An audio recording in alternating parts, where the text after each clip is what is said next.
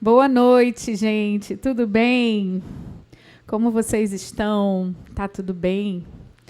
Eu não sei, eu não me lembro se o meu marido, ele perguntou se tinha alguém aqui pela primeira e segunda vez. Perguntou? Levantaram as mãos? Eu queria ver quem é que está aqui pela primeira, ou segunda, ou terceira vez. Você pode levantar sua mão? Olha, que lindo. Eu não tinha visto vocês. Sejam bem-vindos. Que honra, que bênção. Amém. Então, eu sou a Luciana do Vander, né? E nós somos casados há bastante tempo. E hoje eu estou aqui para conversar com vocês sobre algo muito, muito, muito importante para nós.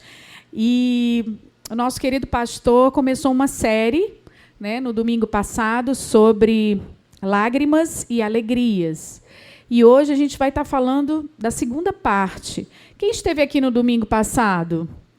Amém. Então, vocês sabem o que nós conversamos, o que o pastor trouxe para a gente domingo passado. Ele falou sobre lágrimas da murmuração.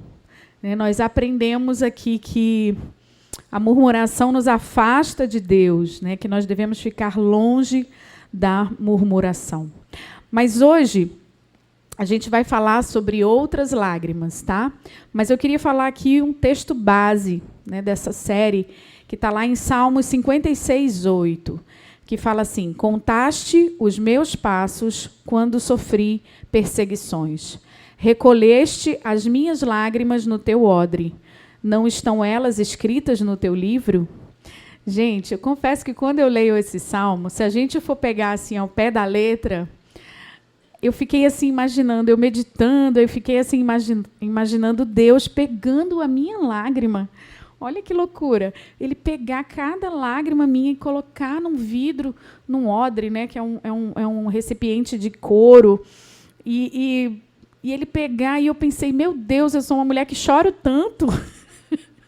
Então deve estar lotado esse odre, né? Eu fiquei pensando, meditando sobre isso. Mas olha como é lindo, né, o que Deus faz com as nossas lágrimas. Sejam elas de alegria ou de tristeza. Deus está cuidando de você, está cuidando das suas emoções, né? O Senhor, Ele cuida das nossas emoções, Ele quer as nossas emoções. E aí, no Salmos 30, versículo 5, fala: o choro pode durar uma noite, mas a alegria vem pela manhã. Sabemos que as lágrimas e as alegrias têm diversas origens e Deus valoriza as nossas emoções, né? Eu entendo que as nossas emoções, sejam elas as piores, elas não devem ser reprimidas, elas devem ser redimidas pelo Senhor.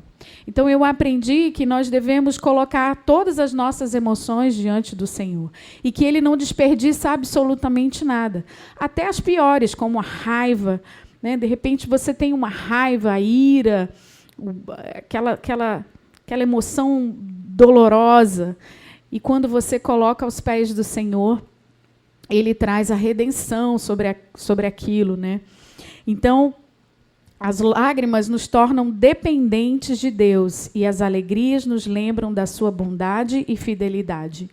E Ele não apenas observa as nossas lágrimas, mas as transforma em esperança e redenção. Amém?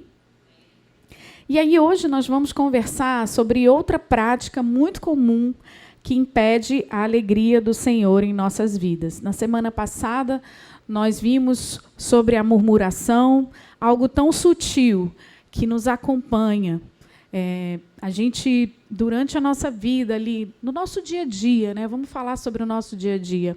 A gente está aqui trabalhando, fazendo nossas atividades, e, de repente, nós estamos murmurando por alguma situação, por algo que nos chateou, e a gente está ali murmurando. É muito sutil, é algo do dia a dia que nós precisamos vigiar, porque a murmuração nos afasta de Deus. Mas hoje nós vamos falar de outra coisa que também não agrada a Deus e também nos afasta, que são as lágrimas da idolatria. E na Bíblia nós temos muitos livros que falam, muitos textos que falam sobre idolatria. Eu vou começar aqui com Deuteronômio 7, 25, 26. Não farás para ti imagem de escultura, porque todo aquele que pratica essas coisas é abominável ao Senhor teu Deus. A idolatria é abominável e nos separa de Deus. Salmos 115, 4 ao 8, fala assim: os ídolos deles, de prata e ouro, são feitos por mãos humanas. Têm boca, mas não podem falar. Olhos, mas não podem ver. Têm ouvidos, mas não podem ouvir. Nariz, mas não podem sentir cheiro. Têm mãos, mas nada podem apalpar. Pés, mas não podem andar. E não emitem som algum com a garganta. Tornem-se como eles aqueles que os fazem e todos os que neles confiam. É inútil confiar em ídolos. Terceiro texto aqui, Gálatas 5, 19 e 21. Ora, as obras da carne são manifestas: imoralidade sexual, impureza e libertinagem, idolatria e feitiçaria, ódio, discórdia, ciúme, ira, egoísmo, dissensões, facções e inveja, embriaguez, orgias e coisas semelhantes. Eu os advirto, como antes já os adverti. Aqueles que praticam essas coisas não herdarão o reino de Deus. A idolatria é como obra da carne. É muito sério. E hoje, na nossa geração, existe uma idolatria que nós estamos praticando, nós estamos vivendo essa idolatria, que é a idolatria do próprio eu. O egocentrismo, nós chamamos de egolatria, que é a adoração a si próprio.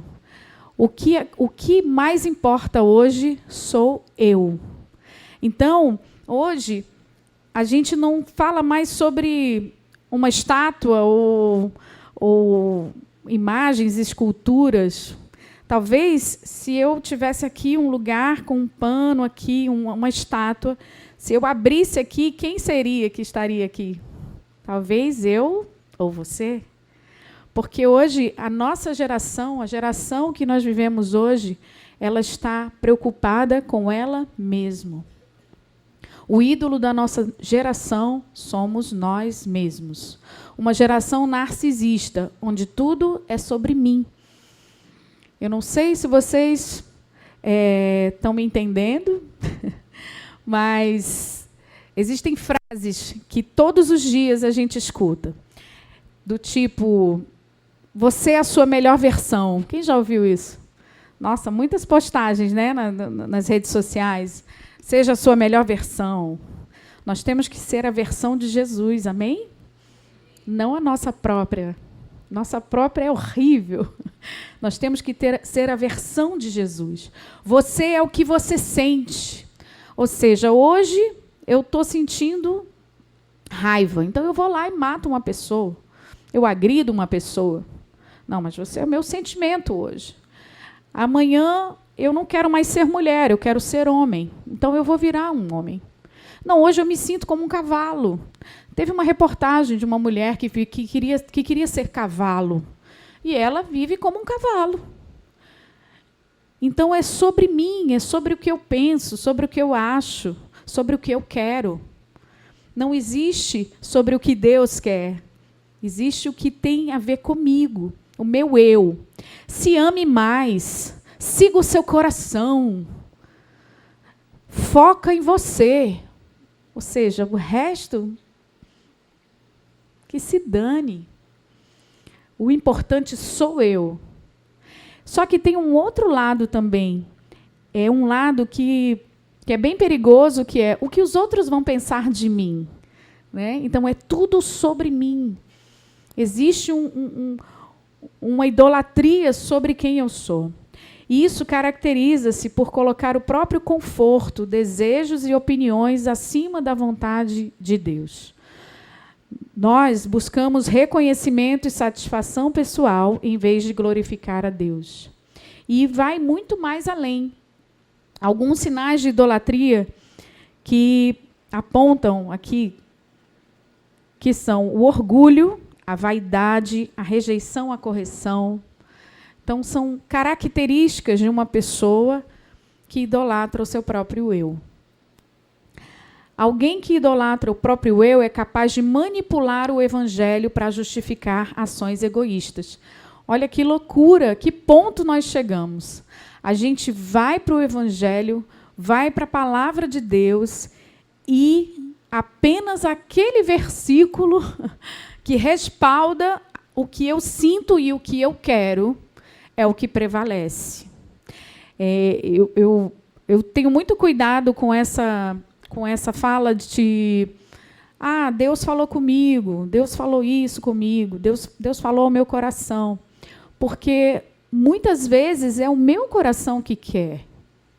E eu entendo que o não de Deus, ele te protege. Nem sempre Deus vai falar aquilo que você quer. Ou quase sempre não. Então, muitas vezes Deus ele vai falar não para você. Não é a vontade dele o que você quer. E você vai lá na Bíblia e abre na promessa que Deus falou. Não, mas Deus está falando comigo através desse texto. E muitas vezes corrompe o que o Evangelho diz. E isso é muito grave, muito sério. E nós precisamos estar atentos, porque isso faz parte, inclusive, da nossa vida. Eu falei isso nos cultos passados e eu quero reforçar. Isso não é uma mensagem de acusação, não é uma mensagem de repreender, não, é uma mensagem de reflexão. Porque quando eu comecei a meditar, eu comecei a olhar que eu também coloco ídolos na minha vida. A gente sutilmente levanta ídolos. E eu vou já chegar nesse ponto aqui e vou falar isso para vocês. Então, é uma mensagem para a gente refletir, sem condenação, mas com muito amor. Nós vamos refletir no que nós estamos fazendo, se nós estamos idolatrando, se nós estamos adorando outros deuses, que não seja o Senhor. Amém? Então, isso é muito sério. Sabe por quê? Porque a idolatria ela bate de frente. É um confronto com o primeiro mandamento que Deus nos ensinou. Qual é o primeiro mandamento de Deus? Amar a Deus sobre todas as coisas. Então, a idolatria ela bate de frente com esse ensinamento, com esse mandamento de Deus. E o que é o ídolo? A gente está falando da idolatria. O que é o ídolo? O que significa ídolo? O ídolo, segundo Timothy Keller, o ídolo é tudo aquilo que passou de bom na sua vida para crucial. Como é isso? Qualquer coisa que você diga, não consigo viver sem isso, virou um ídolo na sua vida. Então, vamos dar um exemplo. Aquilo que é bom, dinheiro. Dinheiro é bom. Mas ele virou crucial. Se eu não tenho dinheiro, a minha vida não faz sentido. Vocês estão me entendendo? Então, o ídolo é aquilo que, se tirar, a minha vida acaba. Então, ele pode vir...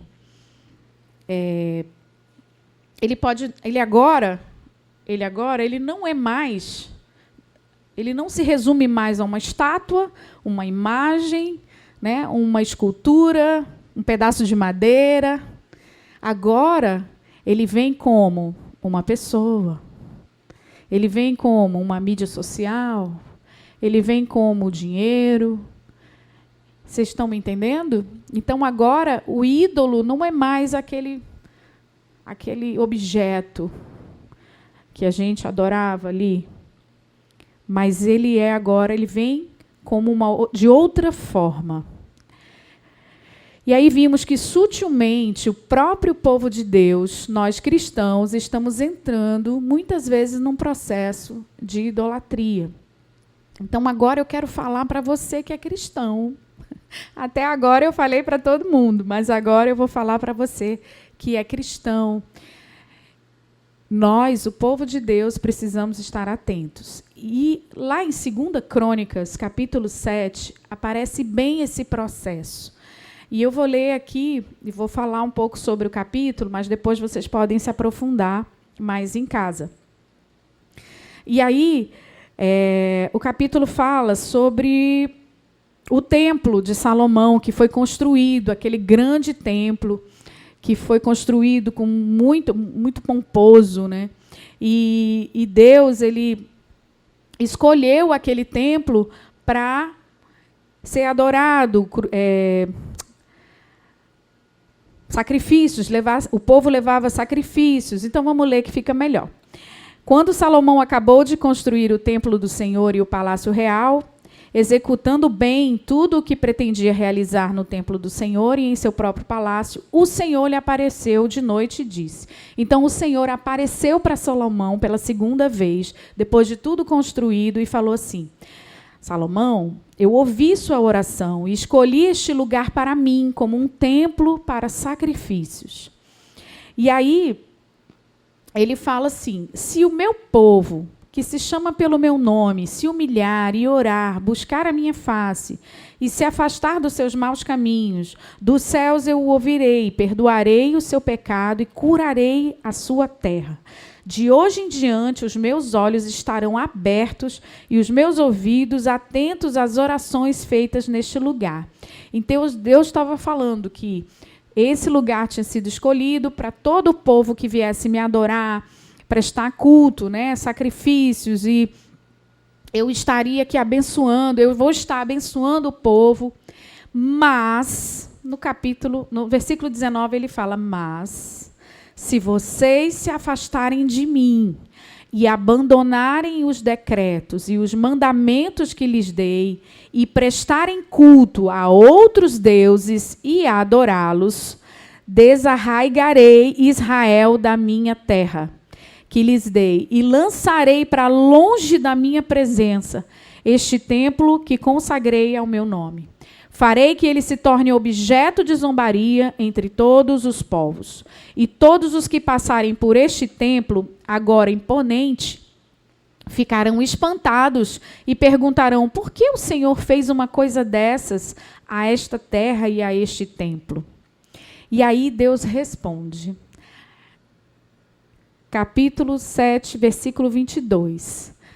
Deus responde assim: porque abandonaram o Senhor, o Deus dos seus antepassados, que os tirou do Egito, e se apegaram a outros deuses, adorando-os e prestando-lhes culto. Por isso, ele trouxe sobre eles toda desgraça. Então, aqui nós vemos o povo de Israel num processo de idolatria. Primeira coisa que acontece quando nós estamos praticando a idolatria, a primeira coisa que acontece é esquecer o que Deus fez por você. Primeira coisa, o que foi que o povo fez? Porque abandonaram o Senhor, o Deus dos seus antepassados, que os tirou do Egito. A primeira coisa que nós fazemos é esquecer o que Deus fez.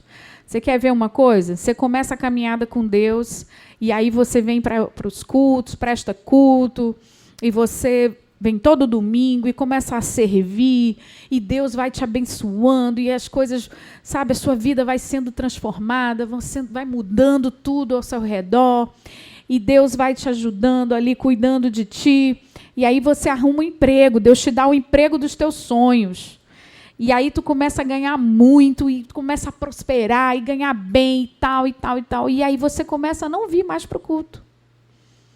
Aí você não vem mais para o culto, porque não teve tempo, ficou cansado, porque trabalhou a semana inteira. E aí o culto você não veio. Aí o pessoal vai e diz: vamos servir com a gente, vamos ali, vamos para a célula. Não posso mais ir para a célula, porque eu tenho que trabalhar. E aí eu não tenho mais como ir para a célula. E aí depois você vai e você começa a ir caminhando ali, vai esquecendo o que Deus fez e vai abandonando. E vai deixando para trás.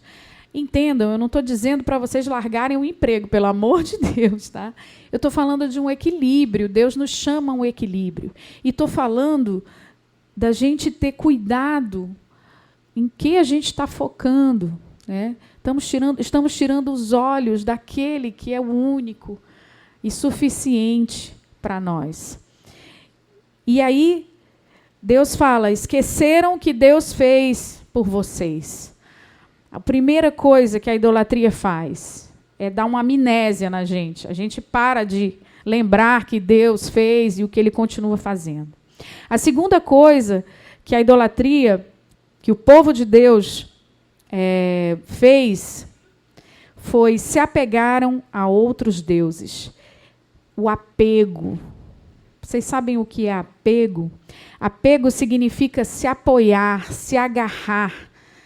Você se apoia naquilo que te dá segurança. E o povo de Deus fez isso, se apegou a outros deuses. Então, a primeira coisa que a gente faz quando a gente pratica a idolatria é esquecer o que Deus fez. A segunda coisa é se apegar às outras coisas. Agora, ou antes você se apegava a Deus, agora você se apega, talvez, ao seu namorado ou sua namorada.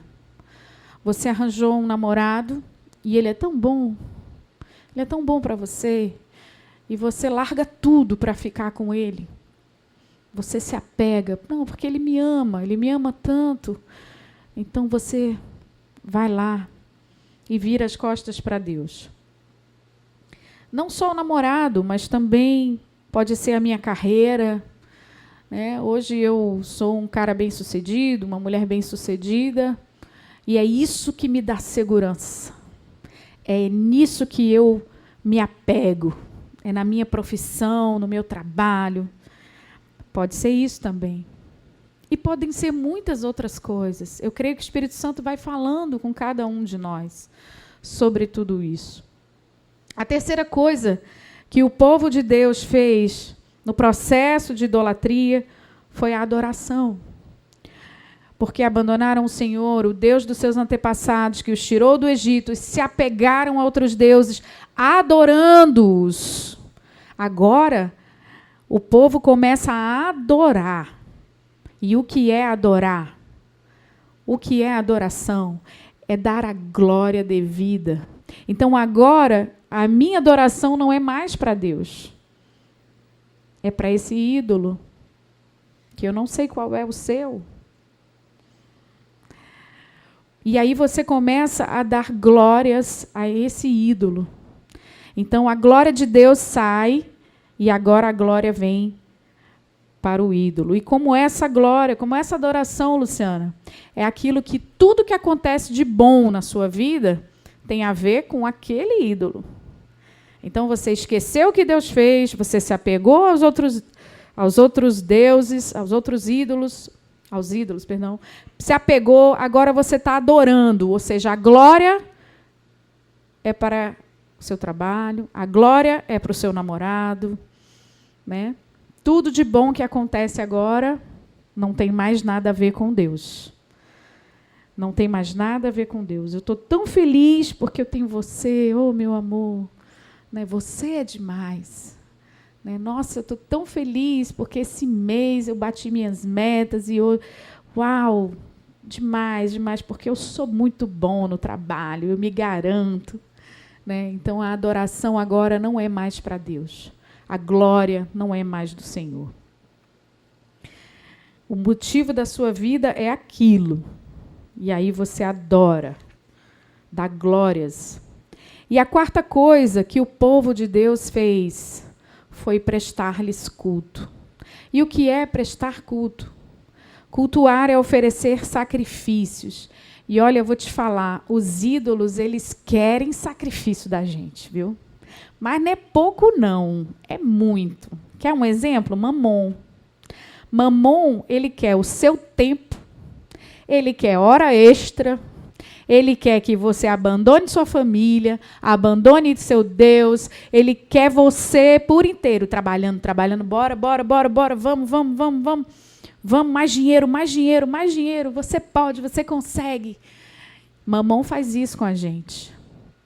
Mamon, ele quer muito sacrifício. E outra, ele pede o sacrifício e ele diz, se você não me der, eu tiro tudo que você tem. Ainda é assim. Então, o povo de Deus começou a prestar culto, oferecer sacrifício a esses deuses. A mesma coisa, Mamon, eu falei de Mamon, mas a mesma coisa acontece com uma pessoa. Às vezes aquela pessoa quer você só para ela. Já vai para a igreja de novo? Já vai visitar teus pais? E esses amigos? Não, você tem que ficar comigo. Você tem que ficar comigo, eu é que te amo. Você tem que estar comigo o tempo todo. E aí eu pergunto para você, como uma reflexão, será que não tem nenhum ídolo aí? O que tem sido crucial na sua vida? O que tem sido muito importante para você, que se você perder aquilo, a sua vida acaba, para de fazer sentido? O que é que tem tirado a presença de Deus na sua vida? Será que você não precisa renunciar a isso? Eu tenho entendido que existe, quando a gente fala em renúncia, existe uma guerra no mundo espiritual, aqui dentro. É uma guerra, é um conflito, que quando a gente fala em renunciar a algo. Então, eu entendo que os céus se movem, né? E eu vejo que Satanás, ele não está preocupado com as suas conquistas. Ele não se preocupa com isso. Ele se preocupa com as suas renúncias. É aquilo que você deixa de fazer para Deus. E isso é o que pega. Eu tenho vivido hoje um tempo, uma estação, né, um período, que eu estava estudando aqui a palavra e comecei a me lembrar de mim, né? Olhar para dentro de mim, né? Dos ídolos da minha vida, os ídolos da minha juventude. E começou a passar um filme, mas falando do meu tempo de hoje, né? Do que eu tenho vivido hoje. Eu fui uma mulher que eu sempre corri atrás das minhas coisas, de ter as coisas, né? Muitos conhecem a minha história. Eu vim de um lar disfuncional, né? E meu pai era alcoólatra, minha mãe ficou doente, eu era muito jovem. E eu tive que morar com uma família que eu não conhecia, então eu tive que correr atrás. Eu tive que sobreviver. Então, a minha vida foi sempre de corre. Corre para lá, corre para cá, e vamos embora, uma aceleração. E tanto de trabalho como da vida mesmo, porque eu entendia que só eu podia fazer aquilo por mim. Né? Eu não conhecia Deus naquela época. E eu fiquei correndo, conquistando, né, as coisas. Mas eu entendi que Satanás, quando ele não consegue te parar, ele vai te acelerar. E eu entendi que Deus é um Deus simples. Wander falou na palavra da oferta sobre um contentamento, né? E Jesus é um Deus simples, um Deus de detalhes. E pelo estilo de vida que eu levei a minha vida inteira, eu perdi esses detalhes. Eu não conseguia enxergar os detalhes do Senhor para mim. As coisas simples da vida. Por muito tempo eu tive uma venda nos meus olhos. Mas nesse tempo agora, eu saí da empresa, das empresas, né, que eu trabalhei, e agora, por último, eu encerrei o contrato lá. E eu comecei a olhar muito para mim, para a minha casa, para esses detalhes que eu tinha perdido lá atrás. E eu confesso para você que isso tem a ver com renúncias, né? Você mudar a sua vida, mudar o estilo de vida. Vamos falar de recursos? Vamos. Menos recursos. E isso tudo mexe com a gente. Mas eu digo uma coisa para vocês. Eu consegui identificar ídolos do qual eu levantava um altar. Eu idolatrava outros deuses nessa vida, sem nem perceber, gente. Sem perceber, sutilmente. Eu entendi que altares foram levantados na minha vida. Eu estava adorando outras coisas. E isso ia me afastar do Senhor. E hoje eu consigo perceber isso. E estou muito feliz por isso. Confesso que, como eu falei no início, é uma luta constante, é uma luta diária, né, que nós vamos mudando as coisas com a ajuda do Senhor.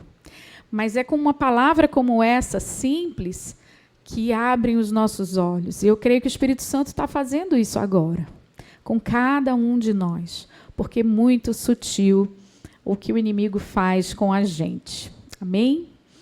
E aí eu queria dizer para vocês assim, como nós podemos vencer a idolatria, Luciana? Então tá, você descobriu que você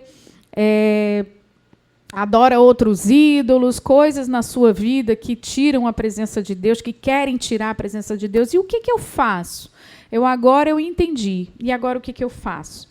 Então, a primeira coisa que a gente precisa fazer é reconhecer que Deus é único, que só existe Ele na nossa vida. Mateus 4,10 fala: ao Senhor teu Deus adorarás e só a Ele servirás. Não adianta. Não adianta inventar, querer colocar outras coisas no lugar de Deus, se apoiar, se sustentar. Não adianta. É só com Ele que você vai ter a plena alegria. É só com Ele. A segunda coisa, examine o seu coração regularmente.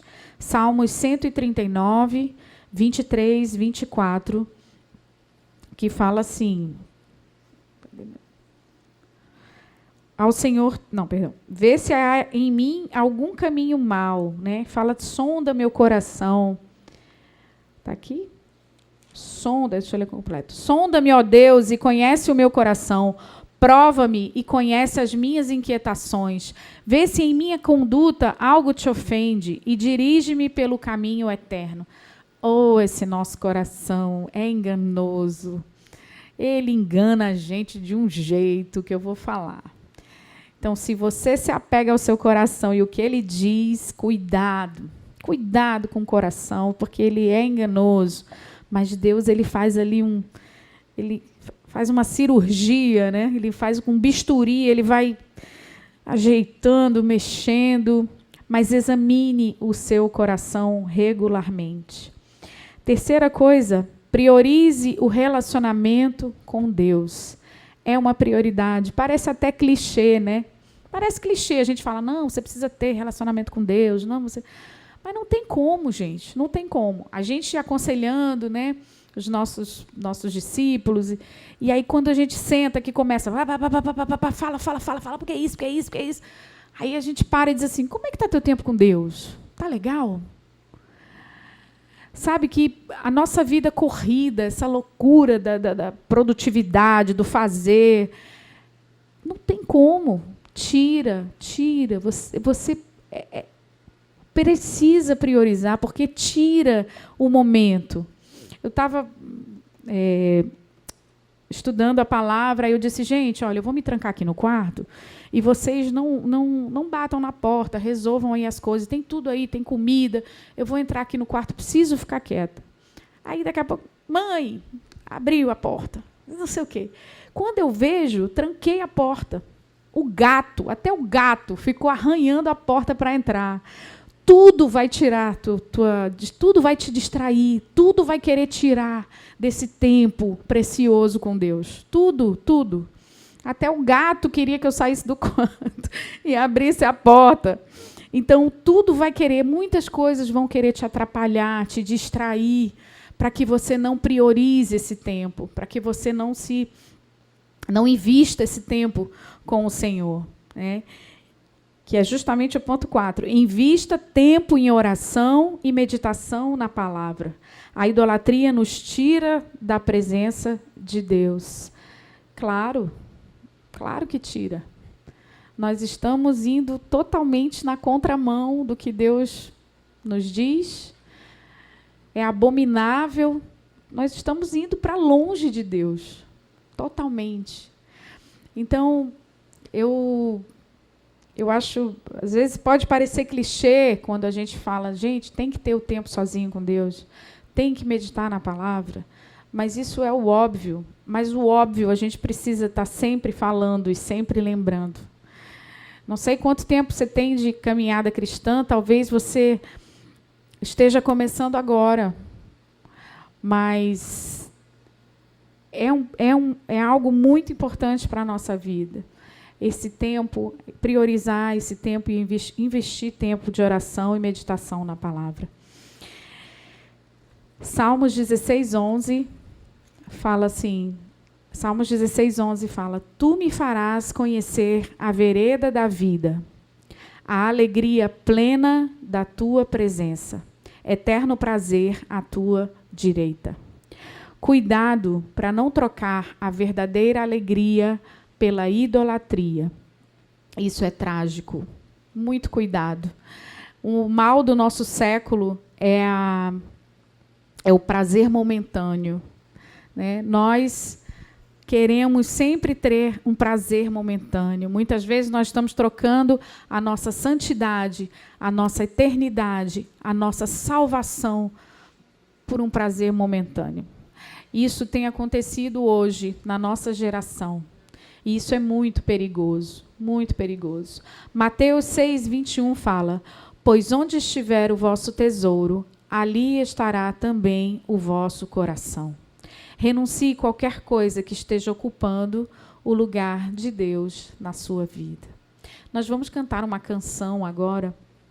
Eu queria que vocês ficassem de pé, cantassem junto comigo. Nós vamos falar, essa canção, ela fala que existe apenas um único Deus. Que não adianta você querer projetar ídolos, novas sombras para seguir ou para adorar. Em Isaías 45:5 fala assim: Eu sou o Senhor e não há nenhum outro, além de mim não há Deus. Amém? Vamos adorar o Senhor.